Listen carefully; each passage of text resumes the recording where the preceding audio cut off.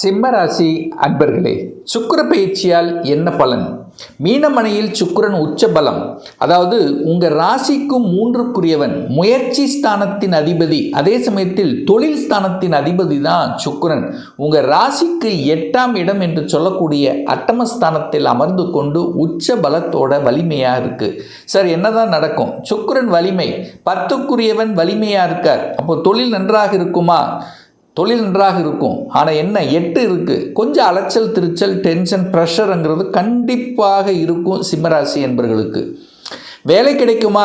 10க்குரியவன் உச்சம், 10க்குரியவன் தனக்கு 11 இருக்குது. வேலை தேடிக்கொண்டிருக்கக்கூடிய, வேலை இழந்த சிம்மராசி என்பவர்களுக்கு நிச்சயமாக இந்த காலகட்டம் வேலை கொடுத்து விடும்.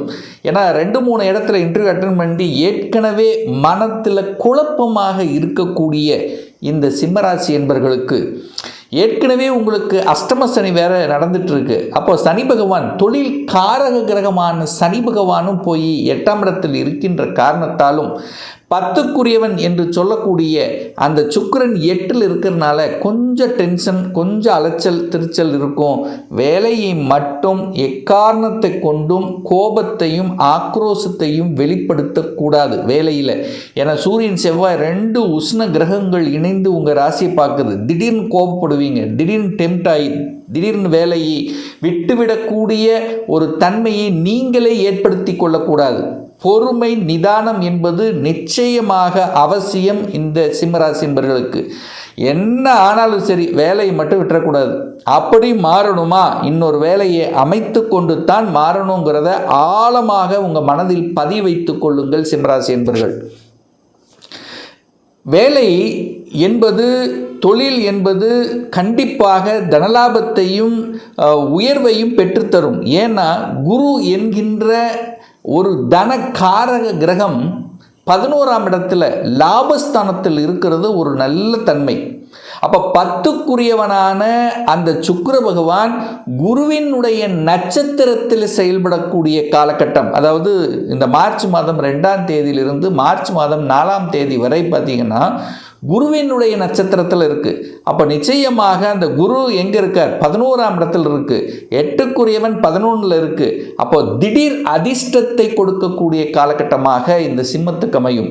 வேலை இல்லாதவருக்கு திடீர்னு வேலை கிடைச்சிடும், திடீர்னு ப்ரொமோஷன் கிடைக்கக்கூடிய தன்மை, ஒரு சில நல்ல மாற்றங்களை தன ரீதியாக பொருளாதார ரீதியாக ஒரு மாற்றத்தை தரக்கூடிய அமைப்புங்கிறது இந்த காலகட்டம் சிறப்பு பெறுகிறது சிம்மராசி அன்பர்களுக்கு. சார், 3க்குரியவன் போய் 8ல் உட்கார்ந்துருக்காரே, ஏதாவது பிரச்சனையா? 3ஆம் இடம் என்பது இந்த டாக்குமெண்ட் விஷயத்தில் மட்டும், ஒப்பந்தம் சம்பந்தப்பட்ட விஷயத்தில் மட்டும் கவனமாக எச்சரிக்கையுடன் இருக்கணும் அப்படிங்கிறதெல்லாம் மைண்டில் வச்சுக்கோங்க.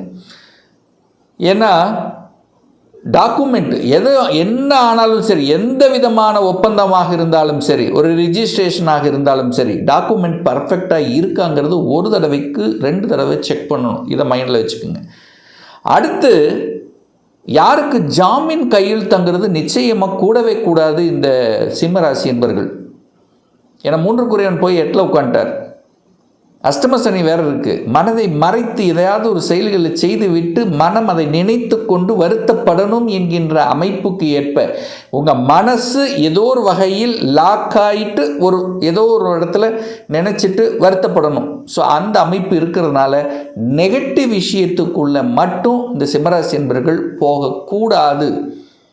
ஏன்னா 6க்குரியவன் சனி பகவான், 6க்குரியவன் 8ஆம் இடத்தில் அமர்ந்து கொண்டு அங்கே தொழில் காரக கிரகம், தொழில் ஸ்தான கிரகம் என்று சொல்லக்கூடிய சுக்கிரனோடு சேர்ந்து இருக்கின்ற காரணத்தால் நிச்சயமாக அந்த சனி பகவான் 2ஆம் இடத்தை பார்க்கறதுனால பணத்தை கையாளுகின்ற விஷயத்தில் மட்டும் கவனமாக எச்சரிக்கையோடு இருக்கணும். ஏன்னா சனி 2ஆம் இடத்தை பார்க்குது, தனஸ்தானத்தை பார்க்குது. பணம் அதாவது பணத்தை உபயோகிக்கக்கூடிய வழிகளில் கொஞ்சம் கவனம் எச்சரிக்கையோடு இருக்கணுங்கிறத மைண்டில் வச்சுக்கோங்க. இந்த சுக்கிர பகவான் பார்த்தீங்கன்னா சரியாக 5/3/2026 14/3/2026 வரை சுக்கிர பகவான் சனி பகவானுடைய நட்சத்திரத்தில், அதாவது உத்திரட்டாதி நட்சத்திரத்தில் பிரயாணம் பண்ணுறார். ஸோ இந்த காலகட்டம் கண்டிப்பாக கடன் சார்ந்த விஷயத்தில் கவனம். ஏன்னா 6க்குரியவன் 8ல் போய் உட்கார்ந்துருக்கார். ஸோ சனி பகவான் 8ஆம் இடத்தில் உட்கார்ந்துருக்கார். கடனை பற்றிய சிந்தனைகள் கண்டிப்பாக உங்கள் மனசில் ஓடிட்டே இருக்கும். ஒன்று கடனை அடைக்கணும், இல்லை கடனை வாங்கணும். ஸோ இதை பற்றிய சிந்தனைகள் கண்டிப்பாக இருக்கும். நெகட்டிவ் விஷயத்துக்கு மட்டும் போயிட வேண்டாம். கடன் தன்னுடைய கெப்பாசிட்டிக்கு மேலே போயிடக்கூடாது. இதை ஞாபகத்தில் வச்சுக்கோங்க. ஏன்னா 6 என்பது கடன், நோய், எதிர்ப்பு, பகை, வம்பு, வழக்கை குறிக்கக்கூடிய ஒரு கிரகம். அப்படின்னா இந்த சிம்மராசி என்பவர்களுக்கு சனி பகவான் தான். அவர் போய் 8ஆம் இடமான வலி, வேதனை, துக்கம், துயரம் என்று சொல்லக்கூடிய அந்த இடத்துல போய் உட்காரும்போது அந்த 6, 8 கனெக்ட் ஆகும்போது கண்டிப்பாக கவனம். அதில் சுக்கிரன் வேற சேர்ந்திருக்கார். சுக்கிரனுங்கிறது கலத்திர காரக கிரகம். அப்போது மனைவி சார்ந்த அல்லது கணவன் சார்ந்த விஷயத்தில் சண்டை சச்சரவுக்கு போகக்கூடாது, வாக்குவாதம் கூடாது. ஸோ இதை சிம்மராசி என்பவர்கள் புரிந்து கொள்ள வேண்டும். 6க்கும் 8க்கு இடையில் 7ஆம் இடத்தை நசுக்குகிறது என்பதை மைண்டில் படிச்சுக்கோங்க. ஏன்னா 7க்குரியவன் போய் 8ல் போய் உட்கார்ந்து 2ஆம் இடத்தை பார்க்குது. ஏதோ ஒரு வகையில் உங்களுக்கு உங்களால் வருதோ இல்லையோ மற்றவர்களால், மற்ற குடும்ப உறுப்பினர்களால், மற்ற யாராவது 3ஆம் நபர்களால் தொந்தரவு வருவதற்கான வாய்ப்புகள் இருக்குது. ஸோ அதில் கவனமாக இருப்பது சிம்மத்துக்கு சிறப்பு. இந்த காலகட்டத்தில் ஹெல்த்துக்கும் கொஞ்சம் கேர் எடுக்கணும். ஏன்னா 6க்குரியவன் 8ல் இருக்கார், சுக்கிரன் சேர்ந்து இருக்கார். அப்போது ஹெல்த்லேயும் கொஞ்சம் கவனம். அதாவது ஏற்கனவே சுகராக இருந்தவர்கள், ப்ரெஷராக இருக்கின்றவர்கள், ஏற்கனவே உடல் நலத்தில் தொந்தரவு இருக்கிறவங்க கொஞ்சம் அதிகமான அக்கறை எடுக்கணும் அப்படிங்கிறத காமிக்குது. அல்லது நார்மலாக சிம்மராசி என்பவர்கள் இந்த காலகட்டத்தில் சரியான உணவு கட்டுப்பாடு, உடற்பயிற்சி என்பது ரொம்ப அவசியம். இந்த சுக்கிர பகவான் பார்த்தீங்கன்னா அடுத்தது இந்த 15/3/2026 26/3/2026 வரை ரேவதி நட்சத்திரத்தில் பிரயாணம் பண்ணுறார். ரேவதி என்கிறது 2ஆம் அதிபதி, அதாவது புதன் 2ஆம் அதிபதி, அதே சமயத்தில் 11ஆம் அதிபதி. ஸோ தனம் சார்ந்த விஷயங்கள், லாபம் சார்ந்த விஷயத்தில் ஒரு நல்ல ஸ்ட்ராட்டஜி பிளான் வகுக்கக்கூடிய ஒரு காலகட்டம், திட்டமிடுதலுக்கு உகந்த காலகட்டமாக அமையும் சிம்மராசி என்பர்கள். அப்போ பொருளாதாரத்தில் இந்த காலகட்டத்தில் கண்டிப்பாக வளர்ச்சி உண்டு. தகவல் தொடர்புத்துறை, கம்யூனிகேஷன் சார்ந்த விஷயத்தில் அனுகூலம், ஆதாயம் உண்டு. லாபங்கள், மனமகிழ்ச்சி, சந்தோஷம் தரக்கூடிய சில செயல்பாடுகள், ஒரு நல்ல செய்திகள் உங்கள் காதுக்கு வரக்கூடிய அமைப்புகள், சந்தர்ப்பங்கள் நிச்சயமாக உண்டு. அதில் எந்த மாற்று கருத்து இல்லை. சுக்கிர பகவான் 8ல் இருக்கார். சுக்கிரனுங்கிறது யார்? கலைத்துறைக்கு சொந்தக்காரர். கலைத்துறை, ஹோட்டல் வைத்து கொண்டிருப்பவர்கள். இந்த சுக்கிரனுங்கனாலே கண்டிப்பாக என்ன எதுக்கு வரும்னா, இந்த துணி சம்பந்தப்பட்ட, டெக்ஸ்டைல் சம்பந்தப்பட்ட துறையில் இருக்கக்கூடியவர்கள். ஸோ இவர்களுக்கெல்லாம் சில நல்ல விஷயங்கள், எதிர்பாராத சில நல்ல விஷயங்கள் நடக்கக்கூடிய வாய்ப்புகள், ப்ளஸ் ஒப்பந்தங்கள் கிடைக்கக்கூடிய அமைப்புகள் இந்த காலகட்டம் உண்டு. ஏன்னா சுக்கிரன் உச்சபலம், சுக்கிரனுடைய காரகத்துவத்தில் வலிமை பெறப்படுகிறது அப்படின்னு அர்த்தம். அப்போ 8ங்கிறது வலிவேதனை கொடுத்தாலும் திடீர் அதிர்ஷ்டத்தை கொடுக்கக்கூடியதும் அந்த 8ஆம் இடம் தான்.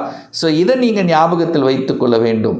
அப்போது படிப்பு சார்ந்த விஷயங்கள், வேலை சார்ந்த விஷயங்கள், இதெல்லாமே ஓகே. மனம் மட்டும் சில குழப்பங்களை கொடுக்கும்.